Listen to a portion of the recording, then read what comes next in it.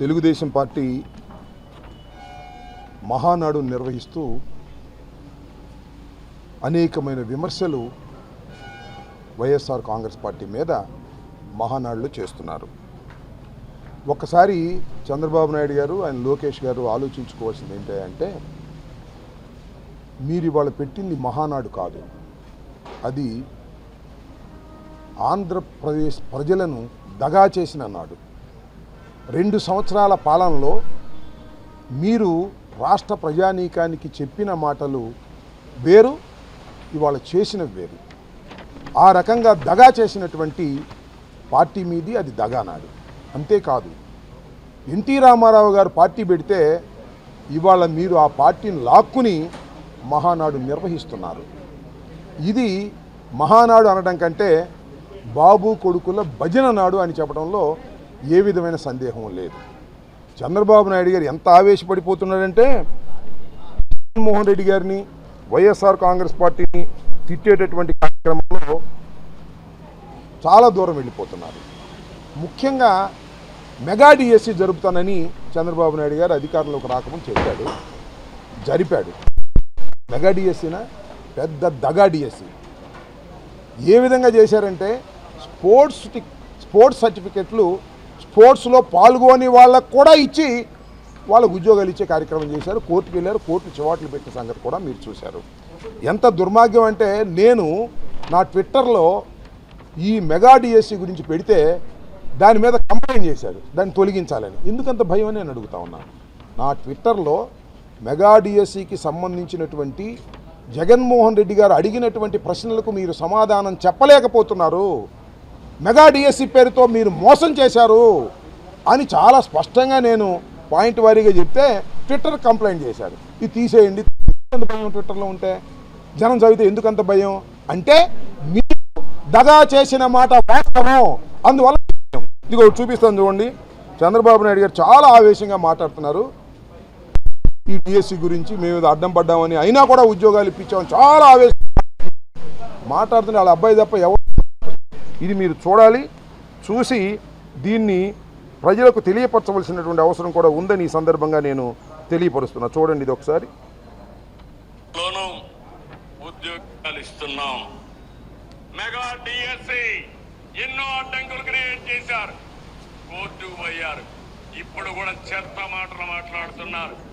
Transparent గా record టైంలో ఎన్ని అవరోధాలు సృష్టించినా అధిగమించి 15,941 మందికి ఉద్యోగాలు ఇచ్చిన ఘనత ఈ ప్రభుత్వానికి. 5,750 షౌట్స్ ఎవరు కొట్టారు? కడమలు ఎవరు కొట్టట్లా షౌట్స్. మళ్ళీ వింటారా? సరిపోద్దా? చూపించారా? చంద్రబాబు నాయుడు గారు అంత గొంతు చిచ్చుకొని మెగా డిఎస్సిలో ఇన్ని వేల మందికి మేము ఉద్యోగాలు ఇప్పించామని గట్టిగా చెబుతుంటే ఎనకొండ వాళ్ళ షౌట్స్ కొట్టట్లా. ఎందుకంటే వాళ్ళు నమ్మటలా. ఒక అబ్బాయి మాత్రం కొడుతున్నాడు. బాబు కొడుకుల భజన నాడు తప్ప ఇది మహానాడు కానే కాదు. ఎన్టీ రామారావు గారు పెట్టిన మహానాడు అంతకంటే కాదు. ఒక దుర్మార్గమైనటువంటి పాలన 2 సంవత్సరాలు చేశారు. మేము 2వ తారీఖు నుంచి 4వ తారీఖు నుంచి మళ్ళా 12వ తారీఖు వరకు కూడా ఆయన చేసినటువంటి మోసాలను ప్రజల్లోకి తీసుకువెళ్ళడం కోసం అనేక కార్యక్రమాలు చేయాలని ఈ రోజునే జగన్మోహన్ రెడ్డి గారి మీటింగ్లో నిర్ణయం జరిగింది. చంద్రబాబు నాయుడు గారు ఈ 2 సంవత్సరాల పరిపాలనలో ఆయన చేసిన దగాలు, మోసాలు, అన్యాయాలు, అక్రమాలు అన్నిటినీ కూడా ఎండగట్టేటటువంటి కార్యక్రమం చేస్తాం. నాకు తెలిసినంత వరకు ఈ రాష్ట్రంలోనే కాదు, ఈ దేశంలోనే 2 సంవత్సరాల్లో ఇంత భయంకరమైన ప్రజా వ్యతిరేకతను మూటగట్టుకున్నటువంటి ప్రభుత్వం కూటమి ప్రభుత్వం. అవన్నీ డైవర్ట్ చేయడానికి గొడ్డలి పార్టీ అంటాడు, పలుగు పార్టీ అంటాడు, ఏ పిచ్చి పిచ్చి మాటలన్నీ ఆయన మాట్లాడుతున్నాడు. పిచ్చి పిచ్చి మాటలన్నీ ఆయన మాట్లాడుతూ మేము పిచ్చి పిచ్చి మాటలు మాట్లాడామనేటువంటి మాటలు నారా చంద్రబాబు నాయుడు గారు వాళ్ళ అబ్బాయి చేస్తున్నారు. ఇది దుర్మార్గమైనటువంటి పాలన. ఈ పాలన ఇంకా 3 సంవత్సరాలు కొనసాగాలి. అది ఇక్కడ బాధాకరమైన విషయం ప్రజలకి.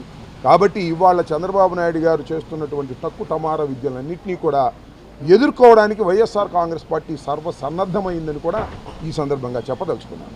దాంతోపాటు స్పెషల్ ఇంటెన్సివ్ రివిజన్ ఒకటి రేపు 15వ తారీఖు నుంచి, నెక్స్ట్ మంత్ 15వ తారీఖు నుంచి ప్రారంభంగా పోతూ ఉన్నది. దీన్ని రాష్ట్ర ప్రజానీకం అందరూ కూడా తమ తమ ఓట్లను కాపాడుకోవటం కోసం, తమ ఓట్లను రిజిస్టర్ చేసుకోవటం కోసం అందరూ కూడా సిద్ధంగా ఉండాలి. దానికి వైఎస్ఆర్ కాంగ్రెస్ పార్టీకి సంబంధించినటువంటి బూత్ లెవెల్ ఏజెంట్స్ మీకు సహాయంగా ఉంటారు. మేము వస్తాం, మీ దగ్గరికి వస్తాం, ఏ విధంగా ప్రొసీజర్ చేయాలో కూడా ఆ విధంగా ప్రొసీజర్ చేసి ప్రతి ఒక్క ఓటరు కూడా రిజిస్టర్ అయ్యే విధంగా. ఒకటి మాత్రం చాలా గట్టిగా గుర్తుపెట్టుకోండి, ఈ రాష్ట్రంలో ఏ ఒక్క ఓటు కూడా అర్హత కలిగిన ఓటు పోకూడదు. అది ఎవరిదైనా కానీ, అది వైఎస్ఆర్ కాంగ్రెస్ పార్టీది కావచ్చు, మరొక పార్టీది కావచ్చు, మరొక పార్టీది కావచ్చు, ప్రతి ఓటరు కూడా, ప్రతి పౌరుడు కూడా ఓటరుగా నమోదయ్యే కార్యక్రమాలు చేసుకోవాల్సిన బాధ్యత ఉన్నది.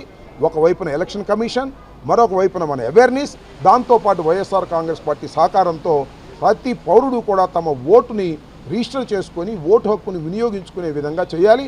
ఏ ఒక్క ఓటు కూడా పోకోకుండా ఉండే విధంగా కాపాడుకోవాల్సిన బాధ్యత ప్రజలదని, దానికి వైఎస్ఆర్ కాంగ్రెస్ పార్టీ అండగా ఉంటుందని, మీకు సహాయంగా ఉంటుందని, మీకు సమాచారం ఇచ్చేందుకు కూడా ఉంటుందనే విషయాన్ని గుర్తుపెట్టుకోండి.